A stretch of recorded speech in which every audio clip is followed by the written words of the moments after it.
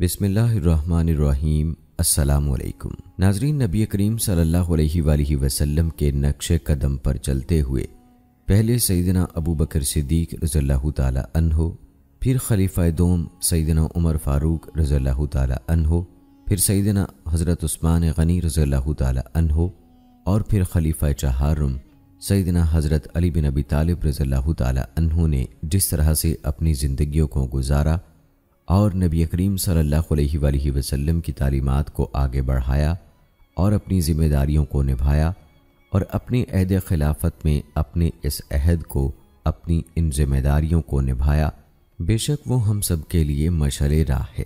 ناظرین، آج کے ویڈیو میں ہم آپ کو بتائیں گے کہ سیدنا علی بن ابی طالب رضی اللہ تعالی عنہ کے عہد خلافت میں پولیس کی ذمہ داریاں کیسے نبھائی جاتی تھیں، محکمہ خزانہ کی ذمہ داریاں کیا ہوتی تھیں، سیدنا علی رضی اللہ تعالی عنہ کے دور میں عدلیہ کا کردار کیا تھا، عدل و انصاف کے لیے قانون سازی کا طریقہ کار کیا تھا، جج کو کیسے منتخب کیا جاتا تھا، اور ایک جج میں کن خوبیوں کا ہونا ضروری تھا، عدالتی معاملات میں سیدنا علی رضی اللہ تعالی عنہ کا کیا طریقہ کار تھا، قاضی کے فرائض اور ذمہ داریاں کیا تھیں، یہ سب کچھ آپ کو آج کی ویڈیو میں تفصیل سے بتائیں گے۔ اور ناظرین، ہم آپ کو سیدنا علی رضی اللہ تعالی عنہ کی فقہی بصیرت کے بارے میں بھی بتائیں گے۔ مرنے کے بعد شوہر اپنی بیوی کو غسل دے سکتا ہے یا نہیں، اس بارے میں سیدنا علی رضی اللہ تعالی عنہ کا کیا فرمان ہے، اور سیدہ فاطمہ الزہرا رضی اللہ تعالی عنہا کو غسل کس نے دیا، اس بارے میں بھی آپ کو بتائیں گے۔ اور نکاح متع کے متعلق سیدنا علی بن ابی طالب رضی اللہ تعالی عنہ کا کیا فرمان ہے، حوالہ جات کے ساتھ آپ کو بتائیں گے۔ سو ہماری آج کی اس معلوماتی ویڈیو کو آخر تک لازمی دیکھیے گا۔ تو چلیے ناظرین، آغاز کرتے ہیں اپنی آج کی اس ویڈیو کا، اور سب سے پہلے ذکر کرتے ہیں حضرت علی رضی اللہ تعالی عنہ کی فقہی بصیرت کا۔ سیدنا علی رضی اللہ تعالی عنہ نے احکام عبادت بیان کرنے میں کوئی دقیقہ فروغ گذاشت نہیں کیا، فہم دین اور اپنے علمی وسعتوں کے اعتبار سے اعلیٰ مقام پر فائز تھے۔ انہوں نے لوگوں کو جو احکام بتلائے ہیں ان کو آج کی اس چھوٹی سی ویڈیو میں بتانا تو ناممکن سی بات ہے، اس لیے ہم یہاں پر صرف چند ایک آپ کی خدمت میں پیش کرتے ہیں۔ سب سے پہلا ہے، بے نماز کافر ہے۔ حضرت علی رضی اللہ تعالی عنہ سے پوچھا گیا، امیر المومنین، اس عورت کے بارے میں آپ کی کیا رائے ہے جو نماز نہیں پڑھتی؟ انہوں نے فرمایا، جو نماز نہ پڑھے وہ کافر ہے۔ عبداللہ بن شقیق کہتے ہیں، اصحاب رسول صلی اللہ علیہ وآلہ وسلم اعمال میں سے نماز کے سوا کسی اور عمل کے بارے میں یہ رائے نہیں رکھتے تھے کہ اسے ترک کرنا کفر ہے، اس لیے کہ نماز ایک ایسی عبادت ہے جس کے ذریعے سے وہ اسلام کے دائرے میں داخل ہوتا ہے۔ اسی طرح شہادتین ہیں جن کے ترک کرنے سے وہ اسلام سے خارج ہو جاتا ہے۔ رسول اکرم صلی اللہ علیہ وآلہ وسلم کا یہ فرمان بھی اسی کی تائید کرتا ہے، بے شک آدمی اور کفر و شرک کے درمیان فرق نماز ترک کرنا ہے۔ ضعیفوں کے لیے مسجد میں نماز عید۔ حضرت علی رضی اللہ تعالی عنہ نے خلافت کی ذمہ داری سنبھالی اور کوفہ تشریف لے گئے۔ وہاں لوگ بڑی تعداد میں آباد تھے۔ انہوں نے کہا، اے امیر المومنین، شہر میں کچھ بوڑھے اور کمزور لوگ ہیں، ان کے لیے کھلے میدان تک پہنچ کر نماز عید ادا کرنا مشکل ہے۔ یہ سن کر حضرت علی رضی اللہ تعالی عنہ نے ایک صاحب کو مقرر کر دیا کہ وہ مسجد میں لوگوں کو عید کی نماز پڑھائیں، اور خود امیر المومنین صحرا میں تشریف لے گئے اور وہاں لوگوں کو عید کی نماز پڑھائی۔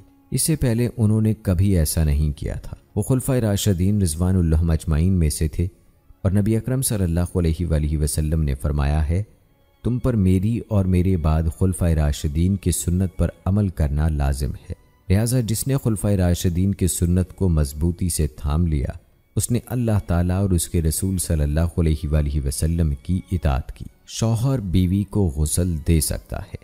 حضرت علی رضی اللہ تعالی عنہ کے نزدیک آدمی کا اپنی بیوی کو غسل دینا جائز ہے۔ انہوں نے اپنی زوجہ حضرت فاطمہ الزہرا رضی اللہ تعالی عنہا کو خود ہی غسل دیا تھا۔ حضرت اسماء بنت امیس رضی اللہ تعالی عنہا بیان کرتی ہیں کہ حضرت فاطمہ رضی اللہ تعالی عنہا نے وصیت کی تھی کہ انہیں غسل میت صرف میں اور حضرت علی رضی اللہ تعالی عنہ دیں، لہٰذا میں نے اور حضرت علی رضی اللہ تعالی عنہ نے مل کر انہیں غسل دیا۔ اس مسئلے میں صحابہ کرام کا اجماع نقل کیا گیا ہے، کیونکہ یہ واقعہ صحابہ کرام میں کافی مشہور تھا، مگر کسی نے اس کا رد نہیں کیا۔ جمہور علماء کرام کا بھی یہی موقف ہے، اور ان کی دلیل رسول اللہ صلی اللہ علیہ وآلہ وسلم کا یہ فرمان ہے۔ آپ نے حضرت عائشہ رضی اللہ تعالی عنہا سے فرمایا تھا، اگر تم مجھ سے پہلے فوت ہو جاؤ تو کیا حرج ہے، میں تمہیں غسل دوں گا، کفن دوں گا اور تمہارا جنازہ پڑھ کر تمہیں خود دفن کروں گا۔ دوستو، امیر المومنین حضرت علی بن ابی طالب رضی اللہ تعالی عنہ فرماتے ہیں، سبزیوں پر کوئی زکوٰۃ نہیں ہے۔ ایک اور روایت کے مطابق سبزیوں اور ساگ پات پر کوئی زکوٰۃ نہیں۔ حضرت علی رضی اللہ تعالی عنہ کے نزدیک پھلوں میں بھی زکوٰۃ نہیں ہے۔ ابو اسحاق حضرت علی رضی اللہ تعالی عنہ سے روایت کرتے ہیں کہ انہوں نے فرمایا، سیب اور اس جیسی دوسری چیزوں پر زکوٰۃ نہیں ہے۔ عاصم بن زمرہ حضرت علی رضی اللہ تعالی عنہ سے روایت کرتے ہیں کہ انہوں نے فرمایا کہ سبزیوں، ککڑی اور سیب وغیرہ پر زکوٰۃ نہیں ہے۔ وہ تمام لوگ جو 4 اصناف ہی پر زکوٰۃ واجب سمجھتے ہیں، ان سب کی بھی یہی رائے ہے۔ اس کی دلیل یہ ہے کہ ان چیزوں کو زیادہ دیر تک ذخیرہ نہیں کیا جا سکتا۔ مزید برآں حضرت علی رضی اللہ تعالی عنہ کے نزدیک شہد پر زکوٰۃ واجب نہیں ہے۔ ایک موقع پر انہوں نے فرمایا کہ شہد پر کوئی زکوٰۃ نہیں ہے۔ ساری زکوٰۃ ایک ہی صنف کو دی جا سکتی ہے۔ قرآن مجید میں بیان کی گئی 8 اصناف میں سے کسی ایک صنف کو یا ساری کی ساری زکوٰۃ کسی ایک ہی آدمی کو دے دینا حضرت علی رضی اللہ تعالی عنہ کی نظر میں جائز ہے۔ وہ فرماتے ہیں، اس میں کوئی حرج نہیں ہے کہ آدمی ایک ہی صنف کو زکوٰۃ ادا کر دے۔ ان سے مروی ہے کہ ان کے پاس زکوٰۃ کا مال آیا تو انہوں نے وہ مال زکوٰۃ ایک ہی گھر کے لوگوں کو بھیج دیا۔ والدین یا اولاد کو زکوٰۃ نہیں دی جا سکتی۔ امیر المومنین حضرت علی رضی اللہ تعالی عنہ فرماتے ہیں، فرض زکوٰۃ میں والد یا اولاد کا کوئی حق نہیں ہے۔ جس کی کوئی اولاد ہے یا والدین ہے، اگر وہ ان کے ساتھ صلہ رحمی نہیں کرتا تو وہ نافرمان ہے۔ اس پر علماء کا اجماع بھی منقول ہے۔ اس رائے کے مخالفین نے ممانعت کو نفلی صدقات و خیرات پر محمول کیا ہے۔ ان کی دلیل یہ ہے کہ والدین اور اولاد کو زکوٰۃ دینے کا فائدہ خود زکوٰۃ دینے والے کو ہوتا ہے، کیونکہ اس طرح وہ ان کے اخراجات سے بری و ذمہ ہو جاتا ہے، اس لیے انہیں زکوٰۃ نہیں دے سکتا۔ کبھی ایسا بھی ہوتا ہے کہ زکوٰۃ دینے والا ادائے زکوٰۃ سے چھٹکارا حاصل کرنے کے لیے یہ ہیلہ اختیار کرتا ہے۔ یہ بات یاد رکھنی چاہیے کہ زکوٰۃ اور نفقہ دونوں مستقل طور پر واجب ہیں، ان میں سے کوئی ایک دوسرے کی جگہ نہیں لے سکتا۔ جیسے روزہ، نماز اور زکوٰۃ اللہ تعالیٰ کا حق ہے، اس لیے یہ ایک عبادت ہے، جبکہ نفقہ بندوں کا حق ہے اور قرابت داری کے حوالے سے ایک ضروری سماجی سلوک ہے۔ بہت بوڑھے شخص کے لیے روزہ نہ رکھنے کی اجازت۔ امیر المومنین حضرت علی رضی اللہ تعالی عنہ کی فرمان الہی، اور جو لوگ روزہ رکھنے کی طاقت رکھتے ہوں پھر نہ رکھیں تو اس کا فدیہ ایک مسکین کو کھانا کھلانا ہے، کے بارے میں وہی رائے ہے جسے سیدنا ابن عباس رضی اللہ تعالی عنہ نے بڑے عمدہ طریقے سے بیان کیا ہے۔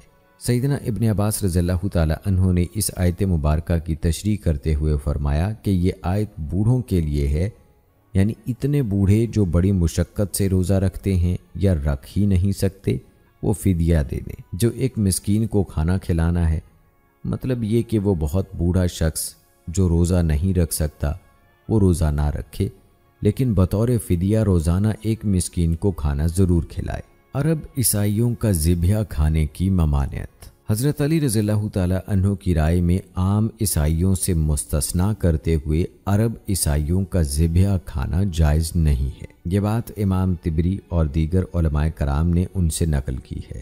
عبیدۃ السلمانی سے روایت ہے کہ عرب عیسائیوں کا ذبیحہ نہ کھایا جائے، کیونکہ انہوں نے عیسائیت کے تمام عقائد اختیار نہیں کیے، یہ لوگ صرف شراب پیتے ہیں۔ ایک اور روایت میں ہے کہ آپ نے فرمایا، بنی تغلب کے عیسائیوں کا ذبیحہ نہ کھاؤ، کیونکہ ان لوگوں نے شراب نوشی کے سوا عیسائیت کے عقائد مضبوطی سے نہیں تھامے۔ اس سے یہ استدلال ہوتا ہے کہ عرب عیسائی حلال کو حلال اور حرام کو حرام قرار دینے میں عیسائی تعلیمات پر عمل پیرا نہیں ہیں، لہٰذا وہ ان میں شمار نہیں ہوں گے۔ لیکن اللہ تعالیٰ نے جب ان کے ذبیح کردہ حلال جانور کو حلال قرار دیا تھا، اس وقت وہ اصل عیسائی تعلیمات سے بلحاظ عقیدہ و احکام منحرف تھے، لیکن اللہ تعالیٰ نے ان کے ذبح شدہ کو حلال قرار دینے کی ممانعت نہیں کی۔ جمہور صحابہ اور فقہا کا یہی مسلک ہے۔ حضرت علی رضی اللہ تعالیٰ عنہ کی رائے میں فخر و مباحات کی بنیاد پر ذبح کیے گئے جانور کا گوشت کھانا حرام ہے۔ جارود بن ابی صبرہ کہتے ہیں، بنی ریاح میں سے ایک آدمی تھا، اس کا نام ابن وشیل تھا، وہ کالے رنگ کا تھا، شاعری میں مقابلہ کرتا رہتا تھا۔ مشہور شاعر فرزدق نے کوفہ کے قریب ایک چشمے پر اس سے شرط لگائی کہ اگر میرے اونٹ چشمے پر وارد ہوئے تو میں 100 اونٹوں کی کونچیں کاٹ دوں گا، اور دوسرے کے اونٹ پانی پر وارد ہوئے تو وہ اپنے 100 اونٹوں کی کونچیں کاٹ ڈالے گا، یعنی ذبح کر دے گا۔ ہوا یوں کہ دونوں کے اونٹ چشمے پر پہنچ گئے اور وہ دونوں اپنے اپنے اونٹوں کی کونچیں کاٹنے لگے۔ لوگ گدھوں پر بیٹھ کر باہر نکلے تاکہ گوشت حاصل کر سکیں۔ حضرت علی رضی اللہ تعالیٰ عنہ کوفہ میں موجود تھے۔ آپ کو یہ خبر ملی تو فوراً رسول اللہ صلی اللہ علیہ وآلہ وسلم کے خچر پر باہر نکل آئے اور پکار کر فرمانے لگے، اے لوگو، یہ گوشت نہ کھاؤ، یہ اونٹ غیر اللہ کے نام پر ذبح کیے گئے ہیں۔ امام ابن حزم رحمہ اللہ فرماتے ہیں، حضرت علی رضی اللہ تعالیٰ عنہ کی اس مسئلے میں دلیل یہ ہے کہ رسول اللہ صلی اللہ علیہ وآلہ وسلم نے فرمایا، اللہ تعالیٰ اس پر لعنت کرے جس نے غیر اللہ کے نام پر جانور ذبح کیا۔ دوستو، آپ کو بتاتے چلیں کہ یہ صحیح مسلم کی حدیث نمبر 1978 ہے۔ اس حدیث سے استدلال کی صورت یہ ہے کہ فخر و مباحات کی خاطر جانور ذبح کرنا در حقیقت غیر اللہ کی خاطر ذبح کرنے کے مترادف ہے۔ مردہ مرغی کے پیٹ میں موجود انڈا نجس ہے۔ حضرت علی رضی اللہ تعالیٰ عنہ کی رائے میں مردہ مرغی کے پیٹ میں موجود انڈا نجس شمار ہوگا، اسے کھانا جائز نہیں ہے، چاہے اس کا چھلکا سخت ہو گیا ہو یا نہ ہوا ہو۔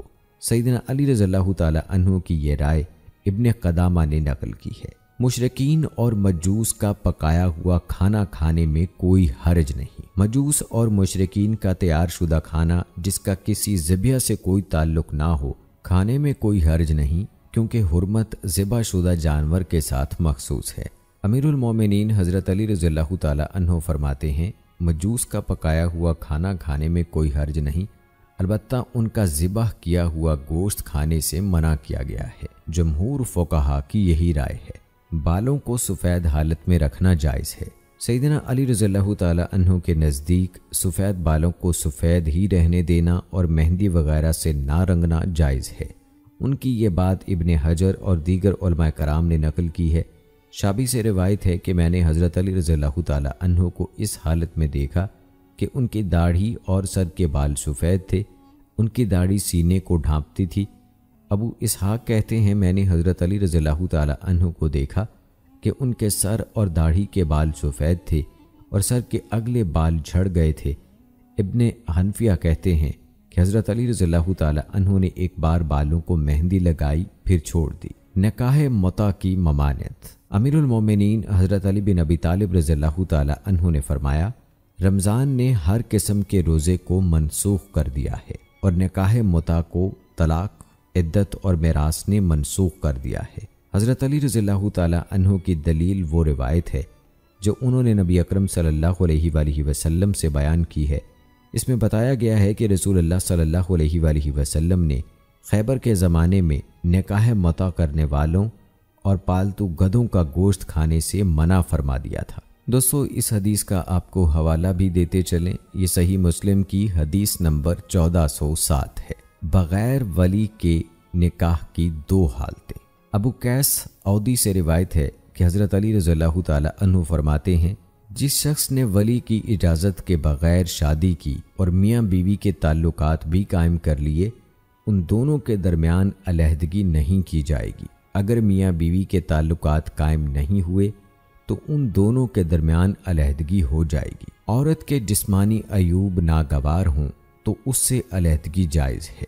اگر شادی کرنے والا مرد اپنی بیوی میں کوئی عیب پائے کہ اس کے ساتھ رہنا بہت مشکل ہو جائے تو امیر المومنین حضرت علی رضی اللہ تعالیٰ عنہ کی رائے یہ ہے کہ اگر ازدواجی تعلقات ثابت ہوں تو حق مہر واجب ہے۔ اس صورت میں آدمی کو طلاق دینے یا بیوی کو ساتھ رکھنے کا اختیار ہوگا۔ اگر تعلقات ثابت نہیں تو بغیر حق مہر کے ان کے مابین علیحدگی کر دی جائے گی۔ حکمرانوں کے انعامات قبول کر لیے جائیں۔ امیر المومنین حضرت علی رضی اللہ تعالی عنہ فرماتے ہیں، سلطان وقت کی طرف سے انعامات لینے میں کوئی حرج نہیں، وہ جو دیتے ہیں اس میں حرام کی مقدار معمولی اور زیادہ تر حلال ہوتا ہے۔ مزید فرمایا، سلطان سے کبھی کچھ نہ مانگو، اگر وہ کچھ دیں تو لے لو، بیت المال میں جو کچھ ہے اس میں حرام کم اور زیادہ حلال ہے۔ ظلم رکوانے اور حق دلوانے پر کوئی اجرت نہ لی جائے۔ جس نے کسی شخص کو اس کا حق لے کر دینے میں مدد دی یا اس پر ہونے والے ظلم کا سدباب کیا، اس کے لیے جائز نہیں کہ اس نصرت پر کوئی ہدیہ قبول کرے۔ حضرت علی رضی اللہ تعالی عنہ کا یہ نقطہ نظر امام ابن حزم نے انہی سے نقل کیا ہے۔ ادھار دی گئی چیز کی ضمانت نہیں۔ عاریتاً کوئی چیز لینے والا اگر وہ چیز کوئی بددیانتی یا زیارتی کیے بغیر ضائع کر بیٹھے تو یہ شخص حضرت علی رضی اللہ تعالی عنہ کے نظر میں ضامن نہیں ہے۔ حضرت علی رضی اللہ تعالی عنہ فرماتے ہیں، وہ ضامن نہیں ہے کیونکہ اسے عاریتاً دی گئی چیز نیکی کے جذبے سے دی گئی تھی۔ ہاں اگر وہ بددیانتی یا زیارتی کرے تو پھر ضامن ٹھہرے گا۔ رکھی گئی امانت کی کوئی ضمانت نہیں۔ جس کے پاس کوئی چیز رکھی گئی ہے وہ امانت ہے، اگر ایسی چیز امین سے کسی غلطی کے بغیر ضائع ہو جائے تو وہ ذمہ دار نہیں ہوگا۔ حضرت علی رضی اللہ تعالی عنہ کی یہی رائے ہے۔ وہ فرماتے ہیں، عاریتاً یا امانتاً لی گئی چیز کی ضمانت نہیں ہے۔ کفار کے ہاتھ مال غنیمت بیچنے کی ممانعت۔ جنگ میں کافروں سے حاصل کیے گئے مال غنیمت کو پھر انہی کفار کے ہاتھ بیچ دینا جائز نہیں۔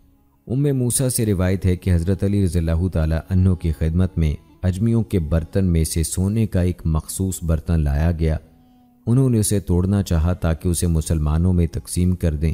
کچھ کافر سوداگروں نے آپ سے کہا، اگر آپ اسے توڑ دیں گے تو اس کی قیمت ضائع کر دیں گے، اسے ہمارے ہاتھ بیچ دیجئے، ہم آپ کو اس کی زیادہ سے زیادہ قیمت دینے کو تیار ہیں۔ یہ سن کر آپ رضی اللہ تعالی عنہ نے فرمایا، میں تمہیں تمہاری وہ چودراہٹ اور ملکیت واپس کرنے کو تیار نہیں جو اللہ تعالیٰ نے تم سے چھین لی ہے۔ انہوں نے اس برتن کے ٹکڑے کر ڈالے اور لوگوں میں تقسیم کر دیے۔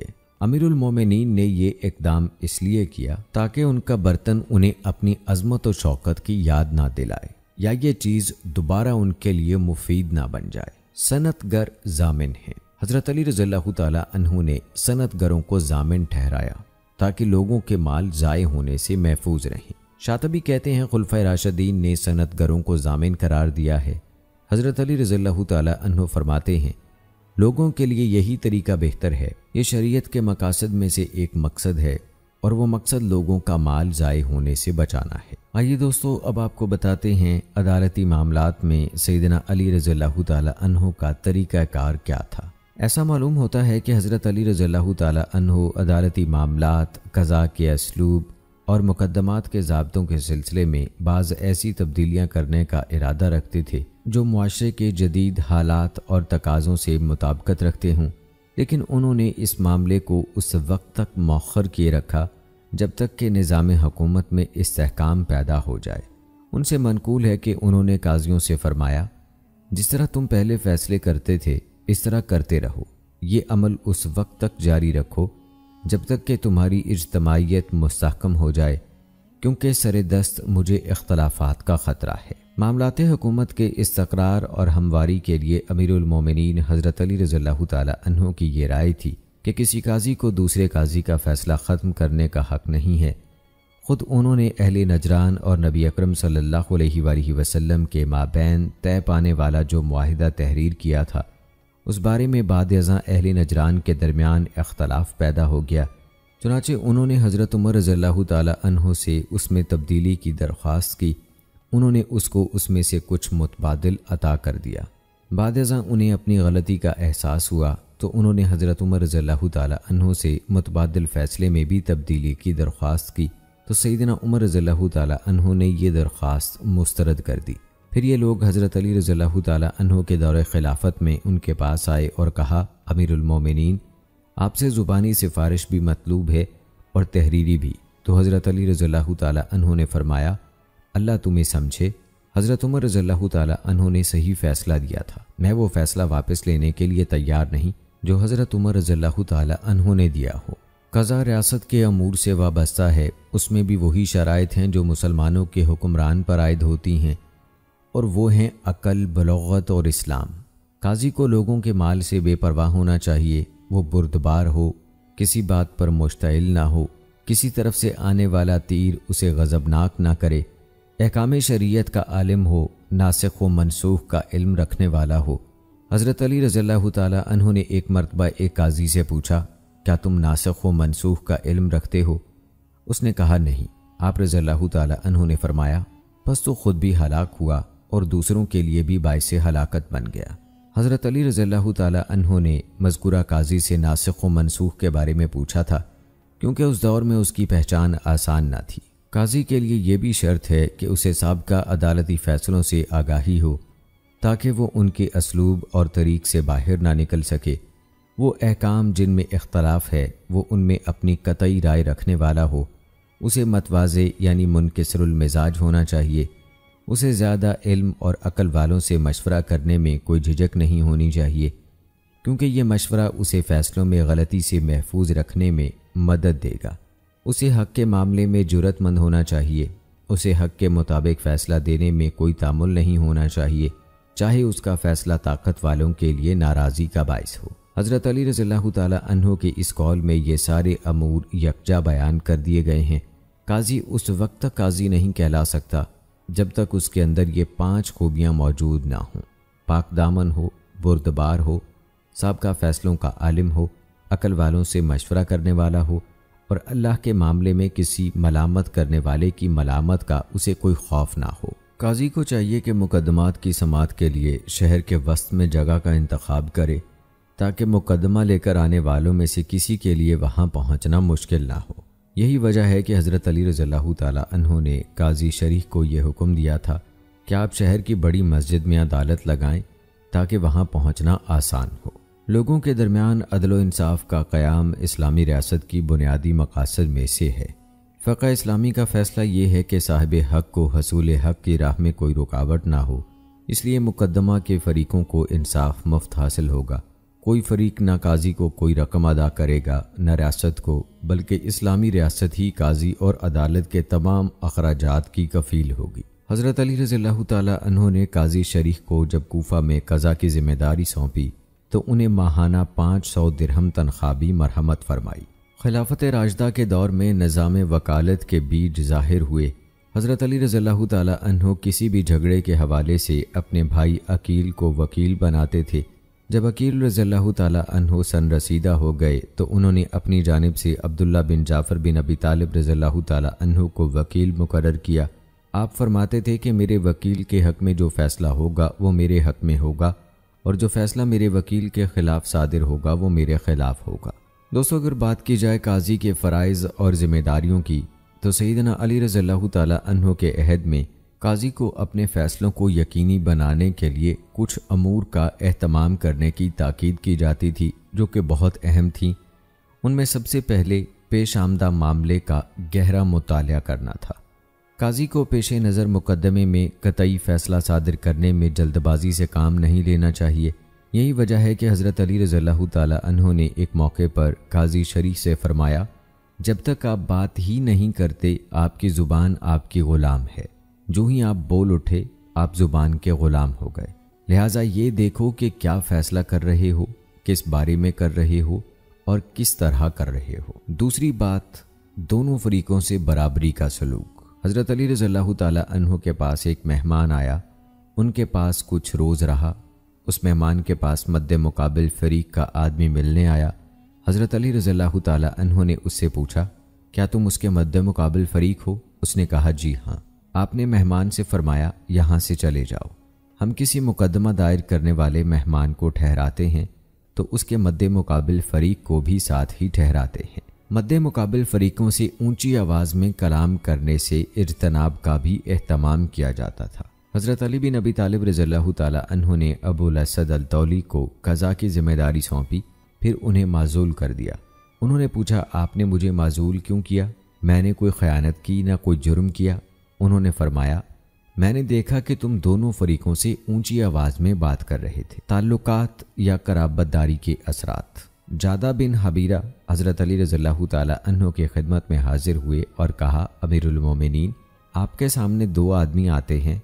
आप उनमें से किसी एक की नज़र में ज़्यादा पसंदीदा शख्सियत हो सकते हैं और दूसरे के दिल में आपके ख़िलाफ़ जज्बात हैं, तो क्या आप दूसरे शख्स के ख़िलाफ़ अव्वल ज़िक्र के हक़ में फ़ैसला देंगे? रावी कहते हैं कि ये बात सुनकर हज़रत अली रज़ियल्लाहु ताला अन्हो ने जादा बिन हबीरा को बुरा भला कहा और रवाना कर दिया और बताया कि मैं अपनी पसंद या नापसंद नहीं बल्कि शवाहिद और दलाइल की बिना पर फ़ैसला करूँगा। जहाँ तक ज़ाती पसंद या नापसंद का ताल्लुक़ है उसके बारे में आपने फरमाया कि ये बात मेरे इख्तियार में नहीं, ये तो सब अल्लाह ताला की जानिब से है। काजी की जिम्मेदारी है कि अहले इल्म और असहाबे राय से मशवरा करे ताकि कोई अपने हक़ से महरूम ना हो जाए।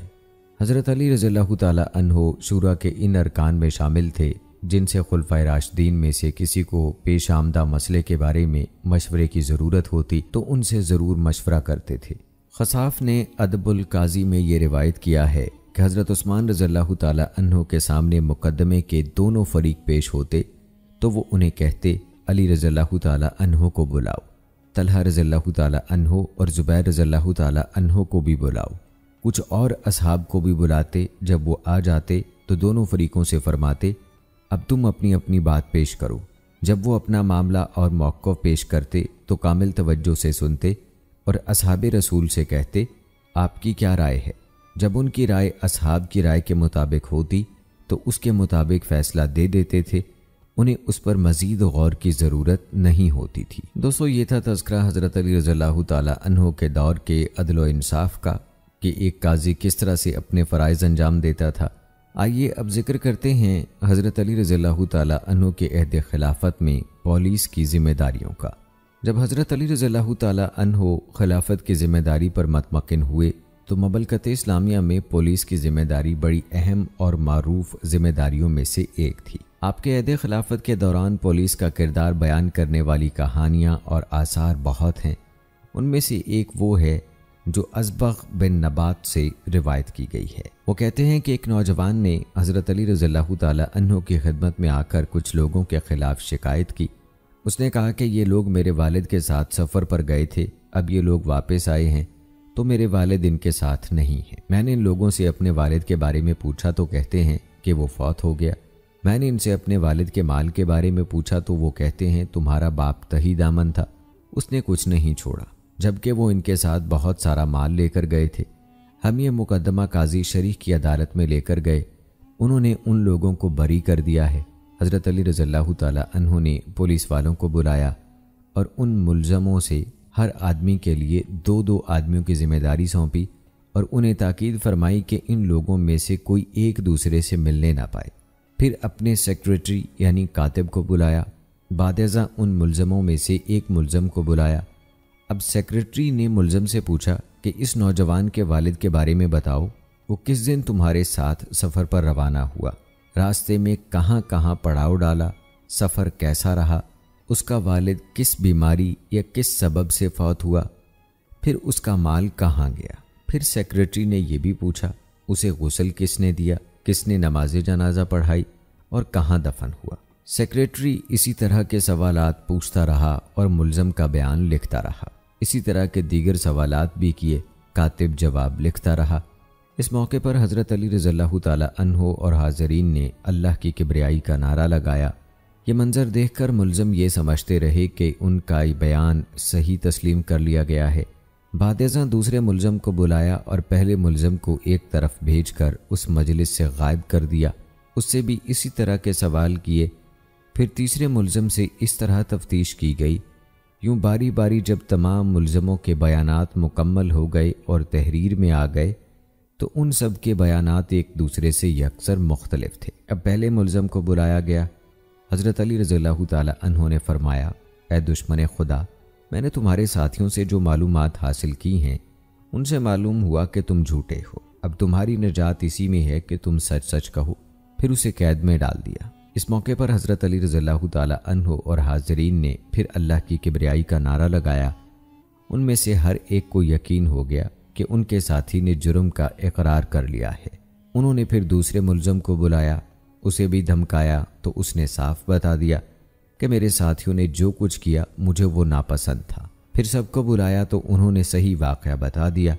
آخر میں قید میں موجود آدمی کو بلایا اور اسے کہا کہ تمہارے تمام ساتھیوں نے اقرار جرم کر لیا ہے، یوں تمہارے لیے سچ بولنے کے سوا کوئی چارہ نہیں۔ لہٰذا ان سب کے اقرار جرم کے بعد ان کو ادائے مال کا ذمہ دار ٹھہرایا گیا اور ان سے مقتول کا قصاص لیا گیا۔ یہ قصہ بہت سے معنی اور امور پر دلالت کرتا ہے۔ اس میں تفتیش کرنے والوں کے لیے استفادہ کی کئی صورتیں موجود ہیں۔ مزید برآں اس واقعے سے سیدنا علی رضی اللہ تعالی عنہ کے دور خلافت میں پولیس اور جیل کے نظام کا پتہ چلتا ہے۔ امیر المومنین حضرت علی رضی اللہ تعالی عنہ نے کوفہ میں ایک جیل بنائی، اس کا نام نافع رکھا، لیکن وہ جیل مضبوط نہ تھی، قیدی اس میں سے نکل بھاگتے تھے۔ بعد ازاں انہوں نے اسے گرا کر وہاں مضبوط بنیادوں پر ایک نئی جیل تعمیر کرائی اور اس کا نام مخیس رکھا۔ قیدیوں کے بارے میں یہ حکم صادر کیا کہ ان کے لیے ضروری خوراک اور سردی و گرمی کے مطابق لباس کا انتظام کیا جائے۔ امیر المومنین حضرت علی رضی اللہ تعالی عنہ نے پولیس اصلاحی اور فلاحی مقاصد کے لیے تشکیل دی تھی۔ انہوں نے محکمہ پولیس میں مختلف شخصیات کو نگران مقرر کیا۔ ان میں ابو الحجاج الاسدی، قیس بن سعد بن عبادہ، معقل بن قیس الریائی، مالک بن الخبیب الربوی، ساریہ بن مرت الخزائی شامل ہیں۔ پولیس کے ذمے امن عامہ کی اجتماعی ذمہ داریوں کے علاوہ محتاجوں کی مدد، لاچاروں کی داد رسی، بھولے بھٹکے مسافروں کی رہنمائی، مساکین کو کھانا کھلانے اور ان سے نرمی کا سلوک کرنے کی ذمہ داریوں کے ساتھ ساتھ ہر قسم کا وہ انسانیت نواز تعاون بھی شامل تھا جس سے صرف رب ذوالجلال کی خوشنودی مطلوب ہو۔ اس سے یہ بات واضح ہو جاتی ہے کہ حضرت علی رضی اللہ تعالی عنہ کے خلافت راشدہ کے دوران عوام الناس کی ہمہ جہت نہایت مخلصانہ خدمات انجام دی گئیں۔ سیدنا علی رضی اللہ تعالی عنہ نے معاشرے کو توحید کی دعوت اور اخلاق عالیہ سے متصف کرنے کے علاوہ شرک و بدعت سے بیزاری کی بنیاد پر صحیح دینی کلچر کو فروغ دینے اور حق و صداقت کا پرچم بلند رکھنے کے لیے آخر دم تک اپنی مساعی جمیلہ جاری رکھیں۔ اس سلسلے میں قرآن و سنت کی روشنی ہمیشہ ان کی رہنما رہی۔ مزید برآں انہوں نے اپنے پیش رو سیدنا ابو بکر صدیق رضی اللہ تعالی عنہ، سیدنا عمر رضی اللہ تعالی عنہ اور سیدنا عثمان رضی اللہ تعالی عنہ کے عہد خلافت کے اہم فیصلوں سے بھی استفادہ کیا۔ وہ اعلیٰ دینی و علمی بصیرت کے انتہائی متقی حکمران تھے۔ ان کی خدمات جلیلہ کے احترام میں تاریخ کی پیشانی ہمیشہ جھکی رہے گی۔ دوستو، محکمہ پولیس کی تو بات ہوئی، آئیے اب ذکر کرتے ہیں محکمہ خزانہ کی۔ اسلامی ریاست کی مالیاتی پالیسی میں حضرت علی رضی اللہ تعالی عنہ کے دور میں کوئی قابل ذکر تبدیلی رونما نہیں ہوئی۔ امیر المومنین حضرت علی رضی اللہ تعالی عنہ مستحق لوگوں کو مال عطا کرنے میں حضرت ابو بکر صدیق رضی اللہ تعالی عنہ کے برابری کے نقطہ نگاہ پر قائم رہے۔ کسی ایک کو دوسرے پر ترجیح اور فضیلت نہیں دی۔ جس طرح سادات کے لیے عطا کرنے کا حکم تھا اسی طرح غلاموں کے لیے بھی تھا۔ بعض علاقوں میں خراج کی وصولی وہاں کے حاکموں کے ذمے تھی۔ مصر میں قیس بن سعد بن عبادہ جو والی عمومی تھے خراج کے مسئول تھے۔ اسی طرح جب حضرت علی رضی اللہ تعالی عنہ نے اشترا نخعی کو مصر روانہ کیا تو انہیں ولایت عمومی کے ساتھ خراج کا مسئول بھی بنایا اور تاکید فرمائی کہ خراج اتنا ہو کہ اہل علاقہ کے لیے مناسب ہو اور لوگوں کی ضروریات کو بھی پیش نظر رکھا جائے، کیونکہ تمام لوگ خراج کے ضرورت مند ہیں۔ آپ نے انہیں اس بارے میں جو خط لکھا اس میں فرمایا، خراج کی وصولی سے زیادہ تمہاری توجہ اہل زمین کی آباد کاری پر ہونی چاہیے، اور جس نے آباد کاری کے عمل کو چھوڑ کر خراج کے حصول ہی پر توجہ دی وہ لوگوں کے لیے ضرر رساں اور بندگان خدا کے لیے ہلاکت کا موجب ہوگا۔ اس طرح نظام حکومت بھی قائم نہیں ہو سکے گا۔ اگر لوگوں پر کوئی بوجھ ہو یا کوئی بیمار ہو یا پانی نہ ملنے کی شکایت ہو یا زمین زیر آب آ گئی ہو یا شدید قحط سالی کے باعث زمین پانی کو ترس رہی ہو تو لوگوں سے تخفیف کا رویہ اختیار کرو تاکہ ان کے مسائل حل ہو جائیں۔ جتنا بھی ممکن ہو آباد کاری کے لیے کوشش کرو۔ زمین کی خرابی اور ویرانی اہل زمین کو محتاج اور بدحال کر دے گی۔ لہٰذا حکام کی ذمہ داری یہ ہے کہ وہ نگرانی کے امور پر خوب دھیان رکھیں۔ اگر حالات جوں کے توں رہے تو حکام کے بارے میں بدگمانی کا پہلو سامنے آئے گا اور زمین کی منفعت سے زیادہ استفادہ نہیں ہو سکے گا۔ امیر المومنین حضرت علی رضی اللہ تعالی عنہ کی نظر خراج کے معاملات پر تھی، کیونکہ پورے اقتصادی مسئلے کا حل خراج جمع کرنے پر موقوف تھا۔ اس دور میں خراج اقتصادیات کا اصل سرچشمہ تھا۔ حضرت علی رضی اللہ تعالی عنہ کے بارے میں یہ بات معروف ہے کہ انہوں نے تمام علاقوں میں اپنے اعمال کی نگرانی سخت کر دی تھی، اور مالی امور ان اہم معاملات میں شامل تھے جن کی آپ نہایت باریک بینی سے نگرانی کر رہے تھے۔ وہ ایسے لوگوں کو تفتیشی نگران مقرر کرتے تھے جو گھات میں بیٹھ کر حالات کی خبر لاتے تھے۔ مختلف علاقوں کے والیوں کو اپنی حکومت اور اس کے بیت المال میں سے خرچ کرنے کے عمومی اختیارات تھے۔ خلفائے راشدین کے دور میں جو لوگ بھی بیت المال یا خراج جمع کرنے کے براہ راست ذمہ دار تھے، وہ اپنے علاقے کے لوگوں کے مفاد اور ضروریات کو مد نظر رکھتے ہوئے شرعی طریقے سے غریبوں پر مال خرچ کرتے تھے۔ سب سے زیادہ وہ یہ مال جہاد کے امور اور فتوحات کے لیے اسلحہ اور جانوروں کی تیاری اور فوجی لشکروں کی دیگر ضروریات کے لیے استعمال میں لاتے تھے۔ اسی طرح اعلیٰ حکام دیگر تمام سرکاری اعمال اور ملازمین کے اخراجات پر رقوم صرف کرتے تھے۔ پلوں کی تعمیر، چشموں، نہروں کی کھدائی اور دیگر فلاحی اصلاحات و اقدامات کی تکمیل کو سر انجام دیتے، اور یہ خراج کی وصولی ہی سے ممکن تھی۔ جیسا کہ بعض محققین نے لکھا ہے کہ اگر خراج کو جمع کرنے کی ذمہ داری نہ بھی ہوتی، تب بھی عمومی طور پر حکام ہی کی ذمہ داری ہوتی تھی کہ وہ ان اخراجات کا انتظام کرتے جن کا تعلق جہاد سے یا ضروری فلاحی تعمیرات و معاملات سے ہوتا تھا۔ بعض فقہاء نے لکھا ہے کہ یہ حکام ہی کی ذمہ داری ہے کہ وہ ریاست کے وسائل مال و دولت کو مسلمانوں کے مفاد پر خرچ کریں اور انہیں منجمد نہ کریں، کیونکہ جن حقوق کی ادائیگی کے لیے مال جمع کیا گیا تھا، اگر ان پر خرچ نہ کیا جائے تو یہ ظلم کے مترادف ہے۔ انہوں نے ریاست کے عام اموال کو منجمد کرنے کے عمل کو حکام کی کوتاہی اور ظلم قرار دیا ہے۔ حضرت علی رضی اللہ تعالی عنہ کے دور میں جس علاقے سے جو خراج وصول ہوتا، اس کا پہلا حقدار وہیں کے لوگوں کو سمجھا جاتا تھا۔ حکام وہ مال اپنے علاقوں سے دارالخلافہ مدینہ یا کوفہ کی طرف روانہ کرنے سے گریز کرتے تھے۔ اس علاقے کی تمام ضروریات کو پورا کرنے کے بعد اگر مال بچ جاتا تھا تو وہ مدینہ منورہ یا کوفہ بھیج دیا جاتا تھا۔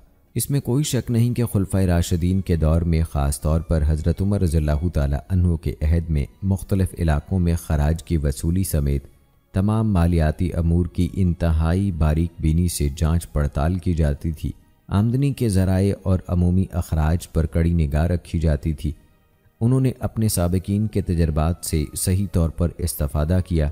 انہوں نے دفاتر قائم کرنے اور ان میں رجسٹر رکھنے کا نظام شروع کیا اور مختلف پہلوؤں سے تمام مالی امور منضبط کیے۔ عہد فاروقی میں یہ مالیاتی ادارہ زیادہ وسیع اور جامع اسلوب پر قائم ہوا۔ بعض مستشرقین جن میں فلپ بھی شامل ہے، اس نے عربوں کی تاریخ کے حوالے سے اپنے انسائکلوپیڈیا میں مالیاتی امور کے بارے میں خلفائے راشدین کے کارنامے دھندلانے اور گھٹانے کی کوشش کی ہے۔ اس نے لکھا ہے، حقیقت یہ ہے کہ تاریخ عمر بن خطاب سے بہت سے ایسے کارناموں کو منسوب کرتی ہے جو مرور زمانہ اور نئے تجربات کے ساتھ بہرحال ہونے ہی تھے۔ خلفاء اور مختلف علاقوں کے حکام نے خراج کی وصولی، جزیہ اور ریاست کے مالی امور سے متعلق جو پالیسیاں بنائیں وہ اتنی بڑی بات نہیں ہے۔ اسلام نے بازنطینی نظام حکومت جو شام اور مصر میں راج تھا، اسی پر اپنے نظام حکومت کی بنیاد رکھی۔ فارسی علاقوں میں ارباب حکومت نے پہلے سے قائم شدہ مقامی حکومت کے اصول اپنائے۔ فاتحین نے ٹیکسوں کی وصولی کا جو بھی نظام مقرر کیا، اس میں سابقہ ادوار کا مزاج چاہے وہ بازنطینی ہو یا فارسی، بہرحال ملحوظ رکھا گیا۔ خواہ وہ علاقہ انہوں نے صلح کی بنیاد پر حاصل کیا یا طاقت کے بلبوتے پر فتح کیا، اس معاملے میں انہوں نے عمر بن خطاب کی کسی قسم کی قانون سازی سے رہنمائی حاصل نہیں کی۔ تو دوستو، یہ تھا احوال حضرت علی رضی اللہ تعالی عنہ کے دور خلافت میں محکمہ خزانہ کا۔ دوستو، امیر المومنین حضرت علی رضی اللہ تعالی عنہ جب خلافت پر مطمئن ہوئے تو یہ لمحات تھے جب حضرت عثمان رضی اللہ تعالی عنہ نہایت سفاکی سے شہید کر دیے گئے تھے۔ پھر اس کے نتیجے میں مسلمانوں کی صفوں میں انتشار پیدا ہو گیا تھا اور وہ افتراق کا شکار ہو گئے تھے۔ ان حادثات و واقعات کے بعد حضرت علی رضی اللہ تعالیٰ عنہ کی زیادہ تر توجہ ان زخموں پر مرہم رکھنے کی طرف تھی، لیکن اس صورتحال سے نمٹنے کے ساتھ ساتھ آپ نے تمام سرکاری ذمہ داریاں نہایت خوبی اور خلوص سے انجام دیں اور عدالتی امور کی طرف بھی خاص توجہ فرمائی۔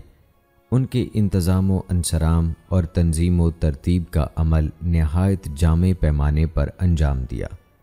ان کا ایک خط جو انہوں نے اپنے گورنر مصر اشترا نخعی کو لکھا، اس میں وہ فرماتے ہیں، لوگوں کے مابین فیصلہ کرنے کے لیے رعیت میں سے ایسی افضل و اکمل شخصیت کا انتخاب کرو جس کے معاملات زندگی تنگی کا شکار نہ ہوں، اس کے مد مقابل کوئی اس سے جھگڑا کرنے والا نہ ہو، وہ خود اپنی غلطی پر اصرار کرنے والا نہ ہو، حق کو جان لینے کے بعد اس کی طرف رجوع کرنے میں اسے کوئی رکاوٹ نہ ہو، اس کے دل میں کوئی لالچ نہ ہو، حقیقت حال جاننے کے لیے وہ تھوڑی بات سمجھنے کی بجائے پوری بات کامل گہرائی سے سمجھے، مشتبہ امور میں رک جانے والا ہو، دلائل سے حقائق اخذ کرنے والا ہو، مخالفین کی بار بار کی مشگافیوں سے زچ نہ ہو، معاملات کی وضاحت میں انتہائی صبر کرنے والا ہو، فیصلہ واضح ہو جانے کے بعد قطعی رائے رکھنے والا ہو، مبالغہ آرائی کرنے والے کے ہاتھوں مجبور نہ ہو اور فساد پیدا کرنے والے کی بات پر برانگیختہ نہ ہو۔ تمہیں اس قسم کے لوگ کم ہی ملیں گے۔ بہرحال ایسا ہی جج ڈھونڈو، پھر اس پر خرچ کرنے میں فراخ دلی سے کام لو تاکہ وہ اپنی ضروریات پوری کرنے کے لیے لوگوں کا محتاج نہ ہو۔ اسے اپنے ہاں وہ مقام دو جس کی تمہارے خاص میں سے کوئی اور شخص طمع نہ کرے، تاکہ وہ مطمئن ہو کہ اس پر کوئی چڑھائی نہ کر سکے گا۔ اسی خط میں سیدنا علی رضی اللہ تعالیٰ عنہ نے یہ بھی لکھا، اللہ تعالیٰ کے ساتھ انصاف کرو، یعنی اللہ تعالیٰ اپنی ذات میں یکتا ہے، خالصتاً صرف اسی کی بندگی کرو اور اپنی ذات سے لوگوں کے ساتھ بھی انصاف کرو، اپنے اہل خانہ میں سے خاص کے ساتھ بھی اور اپنی رعیت میں سے جو تمہیں محبوب ہو اس سے بھی انصاف ہی کا معاملہ کرو۔ اگر ایسا نہیں کرو گے تو اس کے معنی یہ ہوں گے کہ تم نے ظلم کا وتیرہ اختیار کر لیا ہے۔ خوب یاد رکھو، جو شخص اللہ کے بندوں پر ظلم کرے اور ان کا حق مارے تو ان مظلوم بندوں کی بجائے خود اللہ تعالیٰ اس کے مد مقابل ہوگا، اور جس کے مد مقابل اللہ تعالیٰ کی ذات عالی ہو اس کی سب دلیلیں ختم ہو جاتی ہیں اور اس کی اللہ کے ساتھ اس وقت تک جنگ رہتی ہے جب تک وہ اپنے ظلم سے باز نہ آ جائے اور توبہ نہ کر لے۔ ظلم پر قائم رہنا اللہ کی نعمت چھن جانے کا ذریعہ ہے۔ ظالم کو عبرتناک سزا دینے کے لیے اللہ کا انتقام بڑی تیزی سے ظالم کی طرف لپکتا ہے۔ یقیناً اللہ تعالیٰ مجبوروں اور لاچاروں کی دعائیں سننے والا ہے اور وہ ظالموں کی گھات میں ہے۔ یہ جامع وصیت قاضی کی تمام صفات پر مشتمل ہے اور اس کے حقوق و واجبات بڑی وضاحت سے بیان کرنے والی ہے۔ جو شخص بھی گورنر مصر کے نام امیر المومنین حضرت علی رضی اللہ تعالیٰ عنہ کے اس خط پر غور کرے گا تو اسے تعجب ہوگا کہ وہ وصیت جو سن 40 ہجری یا اس کے قریب اس وقت تحریر کی گئی جبکہ ابھی تک عربوں کا دیگر تہذیبوں سے کوئی واسطہ ہی نہ تھا۔ غور کیجئے کہ اس وقت ایک سچے مسلمان کی عقل و دانش کس طرح اللہ کے نور سے منور ہو رہی تھی اور اس کے دل و دماغ پر زندگی کے مقاصد منہج کس وضاحت سے منکشف ہو رہے تھے۔ انہوں نے ریاست کے معاملات کو کس طرح صحیح منہج پر قائم کیا جو آج کے دور کے دستوروں اور قوانین کے مقابلے میں بدرجہ بہتر ہے۔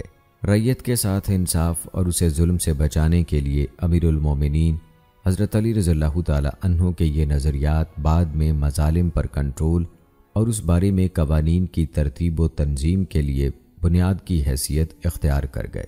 دوستو، قانون سازی کے اس منصوبے سے مراد وہ راستہ ہے جس پر خلفائے راشدین اور صحابہ کرام عملی زندگی میں پیش آمدہ واقعات مسائل کے لیے شریعت کے احکام کی تلاش میں نکل کھڑے ہوئے۔ یہ راستہ انہیں رسول اکرم صلی اللہ علیہ وآلہ وسلم کی صحبت اور تربیت کے نتیجے میں ملا۔ خلیفہ راشدین ابو بکر اور عمر اور حضرت عثمان رضی اللہ تعالی عنہم نے، اور اسی طرح خلیفہ راشد حضرت علی رضی اللہ تعالی عنہ کے عہد خلافت کے ان واقعات سے یہ پتہ چلتا ہے کہ جب بھی کوئی نیا واقعہ ظہور میں آیا یا مسئلہ درپیش ہوا، انہوں نے اسے حل کرنے کے لیے 3 مرحلے اختیار کیے۔ سب سے پہلے انہوں نے کتاب اللہ سے رجوع کیا، اگر پیش آمدہ مسئلے کے بارے میں واضح طور پر کتاب اللہ سے رہنمائی مل گئی تو فبہا، ورنہ وہ سنت رسول صلی اللہ علیہ وآلہ وسلم کی روشنی میں ڈھونڈتے تھے۔ اگر اس میں بھی مسئلے کا حل نہ ملتا تو وسیع تر مفہوم میں رائے کی طرف منتقل ہو جاتے تھے۔ اور دوستو، جیسا کہ ہم نے اپنی پچھلی ویڈیوز میں آپ کو بتایا کہ اکثر اوقات پہلے مرحلے میں یہ رائے اجتماعی ہوتی، خاص طور پر جب وہ مسئلہ ریاست کے امور میں عمومی انداز کا ہوتا۔ انہیں اس بارے میں خصوصی مدد اس لیے ملی کہ کبار صحابہ ابھی تک مدینہ منورہ ہی میں قیام پذیر تھے، ان کی بیک وقت دستیابی آسان تھی اور ان سے رائے لینا ممکن تھا۔ بعد ازاں یہی بات اصطلاحی طور پر اجماع کہلائی اور قانون سازی کی بنیاد میں قیاس اور مصلحت کی اصطلاحات کا استعمال بھی کیا گیا۔ اور دوستو، ہماری آج کی یہ ویڈیو اس حوالے سے بہترین دلیل ہے جو میمون بن مہران نے کہی ہے۔ وہ کہتے ہیں حضرت ابو بکر صدیق رضی اللہ تعالی عنہ کے پاس کوئی مقدمہ آتا تو فوراً کتاب اللہ میں نظر دوڑاتے تھے۔ اگر اس میں اس مسئلے کا کوئی حل مل جاتا تو اس کے مطابق فیصلہ کر دیتے تھے۔ اگر اس مسئلے کا حل اس میں نہ ہوتا اور سنت رسول صلی اللہ علیہ وآلہ وسلم میں سے ان کے علم میں کوئی بات ہوتی تو اس کے مطابق فیصلہ کرتے تھے۔ اگر سنت میں بھی کوئی حل نہ ملتا تو صحابہ کرام کو جمع کرتے اور ان سے مشورہ کر کے ان کی رائے طلب کرتے تھے۔ جب ان کی اجتماعی رائے سامنے آ جاتی تو اس کے مطابق فیصلہ کر دیتے تھے۔ حضرت عمر رضی اللہ تعالی عنہ بھی ایسا ہی کرتے تھے۔ اگر انہیں قرآن و سنت میں درپیش تقاضے کا جواب نہ ملتا تو پھر وہ یہ دیکھتے تھے کہ کیا اس بارے میں سیدنا ابو بکر صدیق رضی اللہ تعالی عنہ کا کوئی فیصلہ موجود ہے۔ اگر موجود ہوتا تو اس کے مطابق فیصلہ صادر فرما دیتے تھے۔ بصورت دیگر اجل صحابہ رضوان اللہ مجمعین کو بلاتے تھے، وہ جس بات پر اجماعی رائے دیتے اس کے مطابق فیصلہ کر دیتے تھے۔ حضرت عبداللہ بن مسعود رضی اللہ تعالی عنہ سے روایت ہے، وہ فرماتے ہیں آج کے بعد جس کسی مسئلے کے بارے میں فیصلہ مطلوب ہو وہ کتاب اللہ کے مطابق فیصلہ دے۔ اگر کتاب اللہ میں گوہر مقصود نہ ملے تو رہنمائی کے دوسرے سرچشمے سے رجوع کرے اور اس بارے میں نبی اکرم صلی اللہ علیہ وآلہ وسلم کا فیصلہ تلاش کرے۔ کوئی مسنون فیصلہ نہ ملے تو صالحین کی اجتماعی رائے کے مطابق فیصلہ کر دے۔ اگر درپیش معاملے میں کتاب اللہ اور سنت رسول صلی اللہ علیہ وآلہ وسلم دونوں میں سے کوئی روشنی نہ ملے اور صالحین کا بھی کوئی اجماعی فیصلہ دستیاب نہ ہو تو پوری دیانت سے اپنے اجتہادی رائے سے فیصلہ صادر کر دے۔ یہ نہ کہے کہ میں ڈرتے ڈرتے یہ رائے دے رہا ہوں، بے شک حلال بھی واضح ہے اور حرام بھی واضح ہے اور ان کے مابین کچھ مشتبہ امور ہیں۔ شک میں ڈالنے والی بات کو چھوڑ دو اور وہ چیز اختیار کر لو جس میں شک کی گنجائش نہ ہو۔ دوستو، آئیے اب ذکر کرتے ہیں حضرت علی رضی اللہ تعالی عنہ کے زمانہ خلافت کے ججوں کے بارے میں۔ حضرت علی رضی اللہ تعالی عنہ نے بعض ان قاضیوں کو ان کے منصب پر بحال رکھا جن کی اہلیت ثابت ہو گئی اور جو پہلے ہی سے قضا کی ذمہ داری پر مامور تھے۔ آپ نے ان کے علاوہ بھی قاضی اور والی مقرر کیے۔ ان کی تفصیل کچھ اس طرح سے ہے۔ شریح بن الحارث کوفہ کے قاضی تھے۔ حضرت علی رضی اللہ تعالی عنہ نے انہیں وہیں برقرار رکھا۔ آپ انہیں ہر ماہ 500 درہم تنخواہ دیتے تھے۔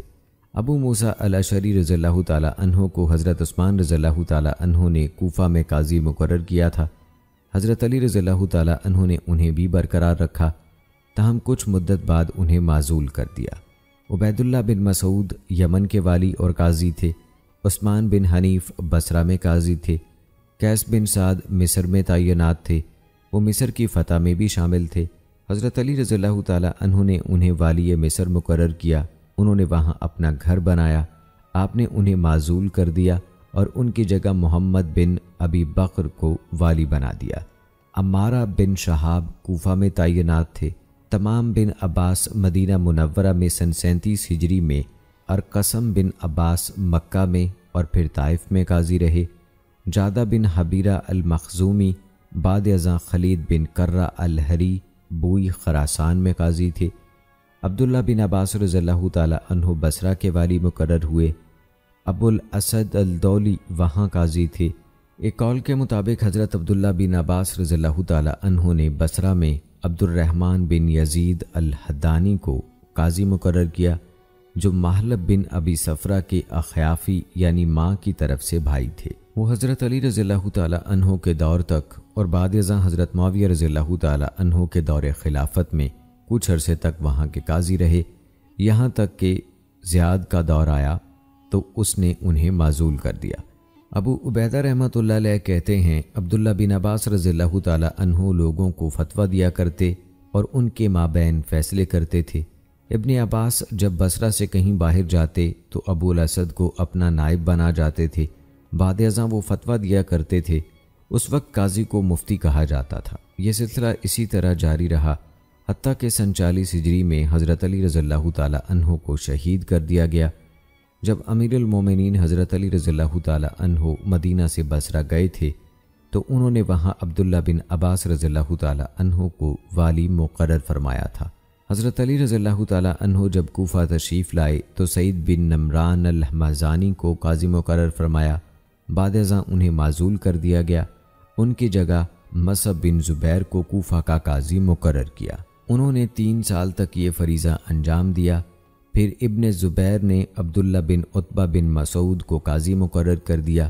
سعید الحمزانی کے بعد حضرت علی رضی اللہ تعالیٰ عنہ نے عبیدہ سلمانی محمد بن حمزہ کو کوفہ میں قاضی مقرر کیا اور انہیں تاکید فرمائی اس طرح فیصلے کرو جیسے پہلے کیا کرتے تھے۔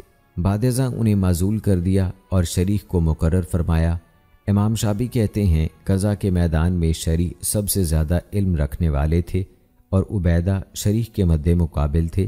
ان کے فیصلوں کو نادر فیصلوں کے نام سے یاد کیا جاتا ہے۔ وہ کوفہ کے مشہور علماء میں سے تھے۔ شریح اکثر ان سے مشورہ کیا کرتے تھے۔ حضرت علی رضی اللہ تعالیٰ عنہ نے محمد بن زید بن خلیدہ شیبانی کو کوفہ میں قاضی مقرر فرمایا۔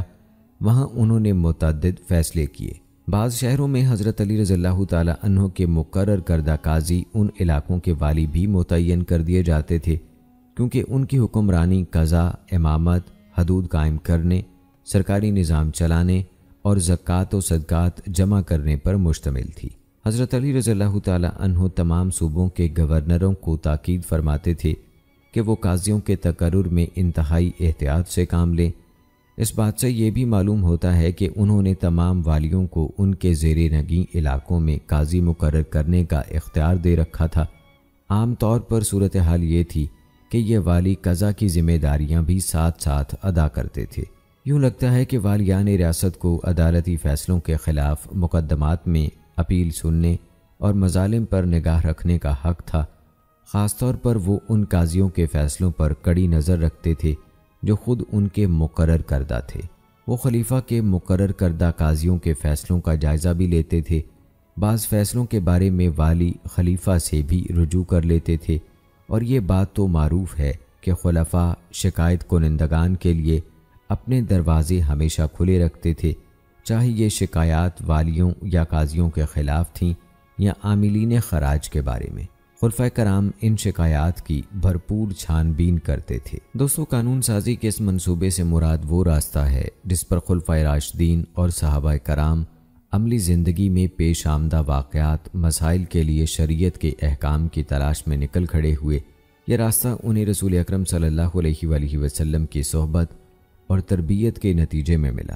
خلیفہ راشدین ابو بکر اور عمر اور حضرت عثمان رضی اللہ تعالی عنہم نے، اور اسی طرح خلیفہ راشد حضرت علی رضی اللہ تعالی عنہ کے عہد خلافت کے ان واقعات سے یہ پتہ چلتا ہے کہ جب بھی کوئی نیا واقعہ ظہور میں آیا یا مسئلہ درپیش ہوا، انہوں نے اسے حل کرنے کے لیے 3 مرحلے اختیار کیے۔ سب سے پہلے انہوں نے کتاب اللہ سے رجوع کیا۔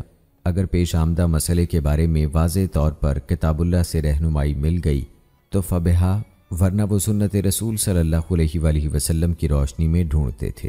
اگر اس میں بھی مسئلے کا حل نہ ملتا تو وسیع تر مفہوم میں رائے کی طرف منتقل ہو جاتے تھے۔